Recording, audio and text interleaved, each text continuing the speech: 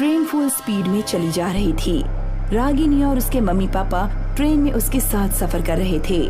चाय वाला चिल्ला रहा था, चाय ले लो, गरम गरम चाय। फिर पानी वाला आया, पानी पानी, ठंडा पानी, 20 का एक ठंडा पानी।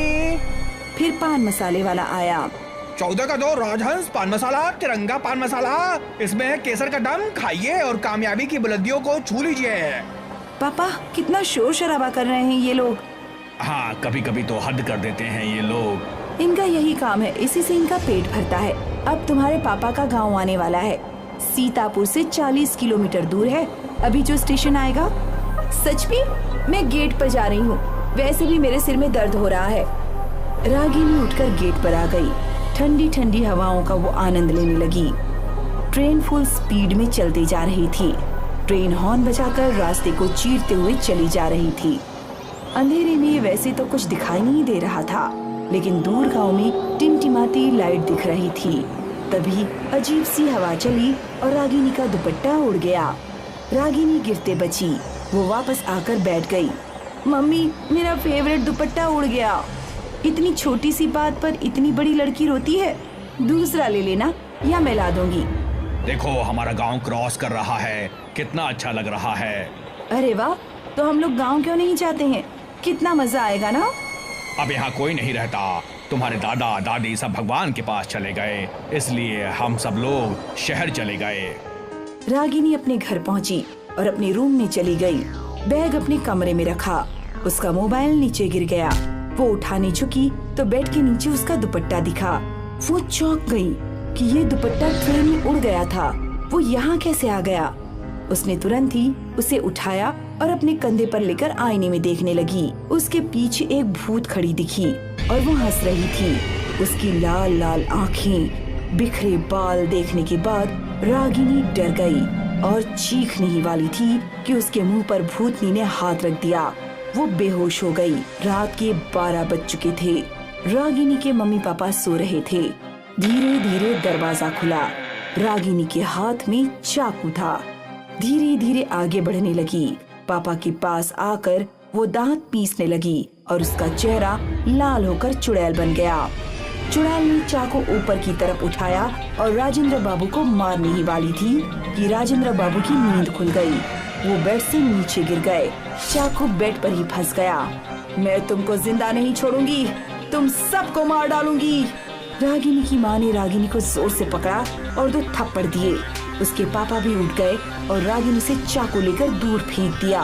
तुम मुझे मारना चाहती हो? रागिनी बेटा, तुमको क्या हो गया? रागिनी बेटा, मैं रागिनी नहीं हूँ, मैं सुरेखा हूँ। याद आया कुछ? सुरेखा? कौन सुरेखा? मैं वही सुरेखा हूँ जिसको तुमने धोखा दिया। याद करो कॉलेज के दिन की बात। सुरेखा और राजेंद्र एक ही कॉलेज में पढ़ते थे। दोनों एक दूसरे से बहुत प्यार करते थे, लेकिन ये वो समय था जब जात पात बहुत ज्यादा ही मायने रखती थी और न मोबाइल था और न ही न्यूज चैनल। सुरेखा, हम दोनों के प्यार को क्या हो गया? मम्मी पापा मानेंगे क्या? एक बार बात करके देखो, नहीं मानेंगे तो कुछ दूसरा रास्ता निकाल लेंगे। दूसरा रास्ता कौन सा है?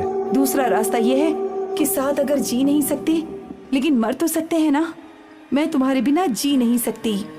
ऐसा मत बोलो, हम घर से भाग जाएंगे। तुम कल सीतापुर स्टेशन पर आ जाना, मैं भी आ जाऊंगा और भागलपुर एक्सप्रेस से मुंबई चले जाएंगे। वहाँ कोई हमें रोकने टोकने वाला नहीं होगा। ठीक है, तुम सही समय पर आ जाना। सुरेखा सुबह सुबह आ गई और राजेंद्र का इंतजार करने लगी। सुबह से शाम हो गई, लेकिन राजेंद्र नहीं आया। सुरेखा ने भागलपुर एक्सप्रेस के आगे कूदकर जान दे दी, लेकिन तुम नहीं आए और मैं उस स्टेशन पर आज तक तुम्हारा इंतजार कर रही थी। मुझे लगा तुम कभी नहीं आओगे, लेकिन आज आ ही गए। तुमको पता है मैं क्यों नहीं आया? क्योंकि तुम धोखेबाज हो। इस चुड़ैल से तुम शादी करना चाहते थे। नहीं, मैं धोखेबाज नहीं हूँ। मेरा एक्सीडेंट हो गया और मेरा पैर टूट गया।